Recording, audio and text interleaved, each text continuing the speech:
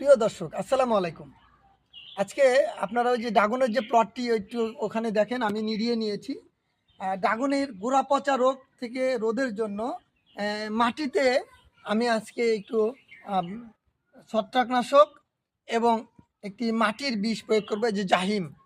এটি 55 গ্রুপের জাহিম, আর এটি কার্বন ডাইজন গ্রুপের আরবা। এই ছত্রাকনাশকটি এই প্যাকেটের গায়ে নির্দেশিত যেভাবে রয়েছে সেই অনুযায়ী আমি আজকে এর মধ্যে দিয়েছি। এই যে এটি আরবা দিলাম। আসলে আমরা যারা নিয়মিত দেই, আমাদের কিন্তু আন্দাজ হয়ে গেছে যে আসলে কতটুকুন কত গ্রাম হয়, আমার এই বালতিতে কতখানি দিতে হবে।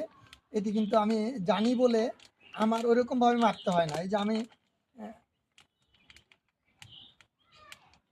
আমার বোঝা হয়ে গেছে, এই জন্য আমার আর মারতে হয় না।